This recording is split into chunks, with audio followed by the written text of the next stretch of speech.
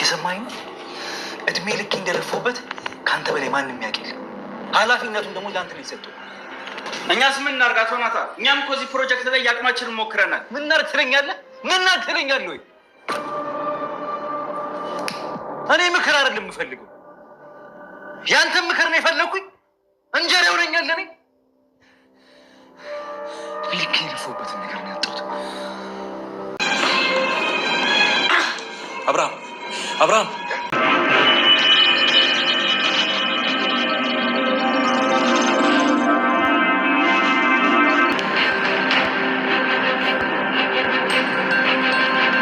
ሄሎ፣ አዲስ አበባ ፖሊስ መረጃ ለመስጠት ነበር። ናታን ምንም ሳያስበው በድንገት የሰው ነፍስ ጠፋበት። ሰው ጋራ በስራ ምክንያት የተገናኙ ሲሆን ፕሮጀክቱን ለምን አበላሸብኝ፣ ለአመታት ለብዙ ጊዜ የለፈውበት ነው፣ እንዴት እንደዚህ ታደርገኛለህ በማለት በድንገት በቦክስ ቢመታው መሬት ላይ በመውደቅ ልጋ ጭንቅላቱ ተጋጭቷል ማለት ነው። ታዲያ ህይወቱ ለአንዴና ለመጨረሻ ይችን ዓለም አሸልቧል። ይህን ተከትሎ ማኪ በደንብ የተመቻትና የምትፈልገው ደረጃ ድረስ ልትደራደርበት እንደምትችል ሁኔታውን አመቻችታለች። እሱም ለአዲስ አበባ ፖሊስ በመደወል አሁን ለፖሊስ መረጃውን እሰጥብሃለሁኝ አለዛ እኔን ታገባኛለህ ማለት ልትከሰውና ልታሳድደው እንደምትችል ሁኔታዎችን አመቻችታ ቆይታ ነበረ። የናትናኤል እናት ደግሞ ልጄ ነፍሰ ገዳይ ተብሎ ወደ ማሰሪያ ቤት ከሄደ እኔ ሰውም አልሆን ልጄን በጣም ተንከራትቼና ብዙ ነገር ሆኜ ነው ያሳደጉት፣ እያንዳንዳችሁ ሚስጥር ጠብቁ በማለት በማስጠንቀቂያ የተሰጣቸው ሲሆን ለሰላም ግን በህሊናዋ ሊዋጥላት አልቻለም። ይልቁንስ ጥፋቱን ከማድበስበስ እጃቸውን ለፖሊስ ሰጥቶ የሚመጣውን ቅጣት መቀበል እንደሚሻል ናትናኤልም እየተናገረች ነው። ሰላምዬ እኔን አሳልፈሽ ልትሰጪ ነው ወይ ሲልም ጠይቋት ነበረ። እሷም በአንተ ፈንታኔ ነፍሰ ገዳይ ሁኜ ታሰራለሁ በማለት ለፍቅረኛዋ መስዋዕትነት ልትከፍልለት እንደምትችል ቃል ገብታለታለች። እሺ ለትንሽ ጊዜ ተዘጋጅኝና እኔ ራሴን አሳልፌ እሰጣለሁ በማለት ራሱን ማጋለጥ እንደሚፈልግ ተናግሯል ማለት ነው። ማኪ ግን ከነሱ በፊት ቀድማቸዋለች። ለአዲስ አበባ ፖሊስ ስልክ በመደወል የአዲስ አበባ ፖሊስ መረጃ ነው አይደለ የስልክ ቁጥር እያለችም እየደዋወለች ነው። ስለዚህ ናቲ በሚያሳዝን ሁኔታ አሁን የሰርጉን ነገር ስንጠብቅ ህይወቱ ወደ ማረሚያ ቤት መሆኑ የማይቀር ነው። ምክንያቱም የነፍሰ ግዳይ ነገር ነው መቼም ተደብቆ የማይቀር ስለሆነና በሌላ በኩል ናቲ ራሱ አሳልፎ እንደሚሰጥ እንደተናገረ ሁሉ በተለይ ማኪ ቀድማ ጥቆማ መስጠቷን ተከትሎ ዞሮ ዞሮ በህግ ታራሚ የሚሆንበት እድሉ ሰፊ እየሆነ መጥቷል። ሰላም የሮዚና ድራማ ተከታታዮች እንደምን አላችሁ? በያላችሁበት በዓለም ዳርቻ ሰላማችሁ ይብዛ እያልኩኝ ዛሬም በአዲስ ቪዲዮ መጥተናል። እንግዲህ በባለፈው ክፍል እንደተመለከት ነው ማኪ ላይ ሙድ ሲይዙባትና ሲዘባበቱባት ቆይተው ነበር። እንግዲህ የኋላ ኋላ ማኪ በጣም ሲነዳትና ሲበሰጫት ወደ ሰላም በመሄድም መጣችው የናትናኤል ፍቅረኛ ስለ ማንነቷ ስለ ስሟ ሁሉ ነገሯን በዝርዝር ንገሪ ስትል ሰላምን እያስጨነቀቻት ነበረ።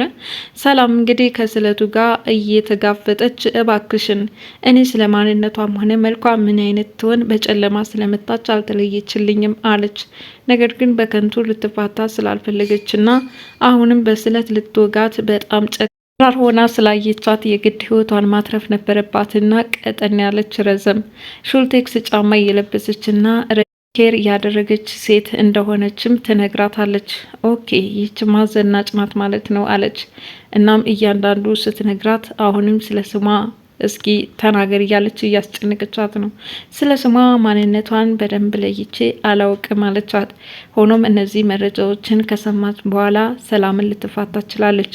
ሰላምም አምላኪው ተመስገን ይህንን ባልናገር ኑሮ እውነትም እኔን ሲጥ አድርጋ በገደለችኝ ነበር አለች። እውነትም አትለቃትም ነበር። ናትናኤልና ሮዛ ወደ ጎዳና በመውጣት የአእምሮ መታወክ በፍቅር ምክንያት የደረሰበትና አሁን በእብደት ደረጃ ላይ ያለውን ሰው እያዩት ነበር ከርቀት ሆነው። ይህ ሰው ምን ቢገጥመው ነው እንቶት ይሆን እያለም ናቲ ስለዚህ ሰው ሁኔታ ሮዛን እየጠየቃት ነበረ። ሮዛን በጣም የሚያሳዝነኝ አለች። ታዲያ ኋላ አድራሻውንና ያለበትን ሁኔታ ከተመለከተችና እርዳታ እንደሚያስፈልገውም ስለምታውቅ ምሳ ቋጥራ ነበር ያመጣችለት። በተለይ ያ ማገቻ ቦታ የሚመስለው ማረፊያው ነውና ወደውኑ ምግቡን ወስዳ እዛ ነበር ያደረገችለት። ታዲያ አሁንም ማያ ይላል። ማያ በምን አይነት ሁኔታ እንደሞተች ብቻ የሆነ ሰው እንደገደላትና በሁለታቸው መካከል ፍቅራቸው እየደራ መጥቶ እጅግ ደስ የሚል ጊዜ ያሳልፉ እንደነበርና ምቀኞች ግን የእነሱን ደስታ ባለመፈለጋቸው ማያን ከሱ ነጥቆ እንደገደሏት አድርጎ ነው እየለፈለፈ ያለው። ሆኖም እንግዲህ በዚህ ሁኔታ ሮዛ በጣም እያሳዘናትና ካጠገቡ ሲበላም እየተመለከተችው ነበረ። በሌላ በኩል ማኪም ከስር ከስር የናትናኤልና የሮዛን አድራሻ እያየቻቸውና እየገመገመቻቸው ስለነበረ አሁን ከማን ጋር እንዳለችና ምን እያደረገች እንደሆነም በድብቅ ትከታተላት ነበረ። ታዲያ ሮዛ ከተነጠለችውና ይህ ሰው ብቻውን በሆነበት አጋጣሚ ወደሱ በመሄድም በተለይ በሮዛ አንድ ነገር እንዲያደርግላት በመፈለግ ነበረ ይህን ሰው ለመገናኘት የፈለገችው። ነገር ግን ይህ ሰው የማያ ነፍሰ ገዳይ ነሽ፣ አንቺ ነሽ ህይወቷን ያጠፋሻት በማለት ጉርቧን ዘሎ ሊያንቃት ነበር። እንግዲህ ይህ ሰው ከዚህ በፊት ሮዛን ትገልልኛለህ ስላለችው እንደ ነፍሰ ገዳይ አድርጎ ስለቆጠራት ነው ማያ ነፍሰ ገዳይ ነሽ አንቺ እያለ ማኪ ላይ ያፈጠጠባት።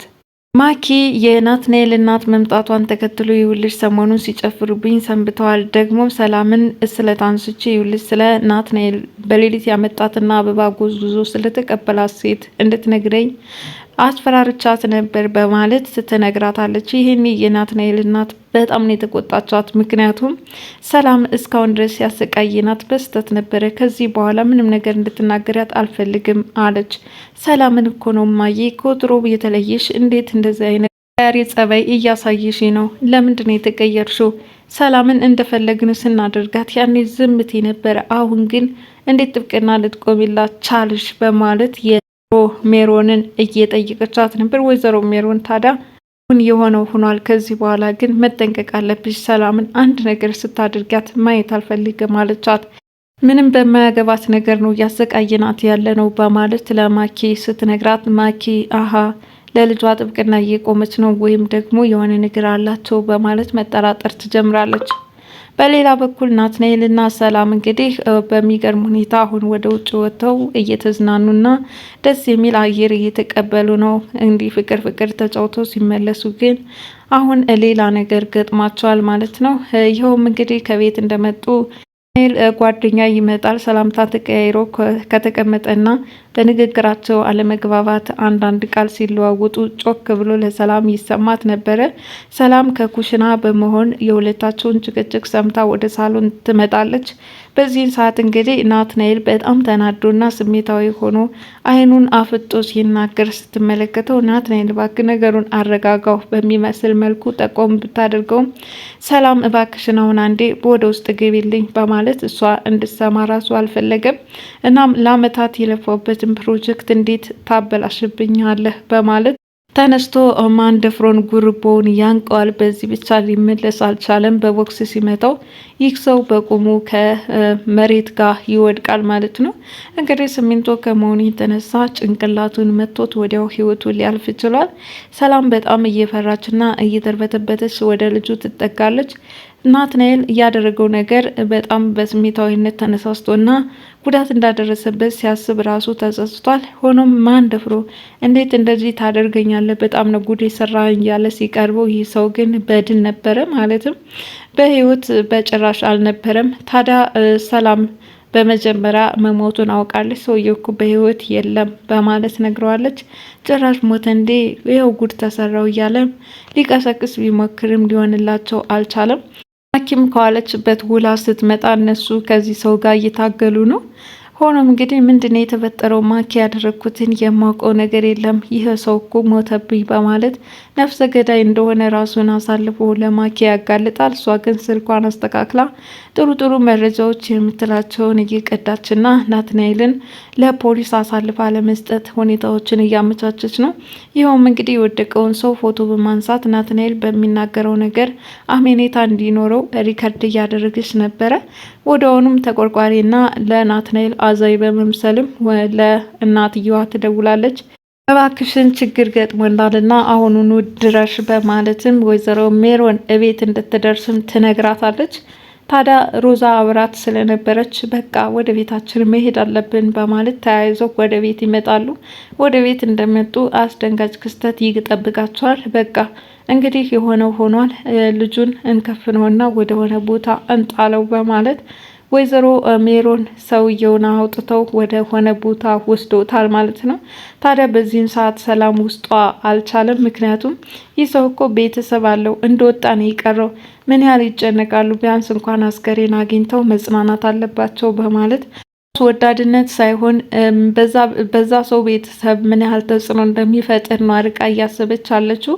ሆኖም አሁን ላይ ከሮዛ ጋር የተመካከሩት ነገርም ቢኖር ምን ማድረግ አለብን? እኔ በጣም እየጨነቀኝ ነው። ምክንያቱም ድንገት እንደወጣ ሲቀር እነሱ ምናልባት ልጅ፣ ሚስትም፣ እናትም አባትም ይኖሩታል። እነዚህ ሰዎች ምን ያስባሉ በማለት በእነሱ ጫማ ውስጥ ሆና ነው እያሰበችላቸው ያለችው።